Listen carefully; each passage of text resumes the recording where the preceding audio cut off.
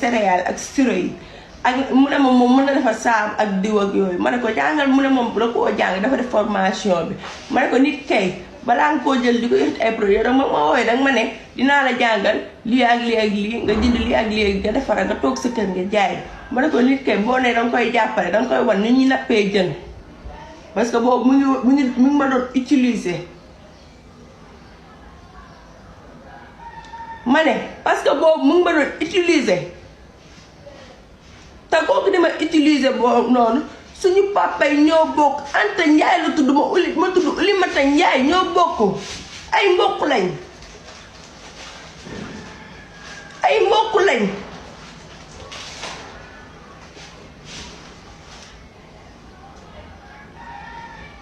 parce que utiliser bi mooy lan nit ki nekk na ci problème yow taxaw nga ne danga koy dimbali ci saa si moom dimbali boobu rek lay gis moo tax moom sama mbokk la Anta Ndiaye la tudd ma tudd Oulimata Ndiaye kooku war na toog di ma yàq kooku su ma ko yoraloon 1 million sax war na toog di ma yàq bañ demee ba ci biir ci lañ xam ne ay mbokk lañ ma paas ko sama papa téléphone mu ñëw ba fii ba suñu kër toog mu toog ñu waxtaan sama papa ne ko bëgguma sax problème mu xaalis parce que mbokk xas na ba am ba pare moom sama mbokk la bu ma yàqee boppam la yàq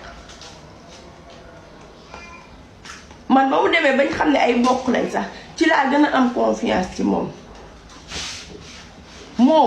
Anta Ndiaye la tudd man Oulimata Ndiaye laa tudd suñu papa yi sama famille bu côté papa la bokk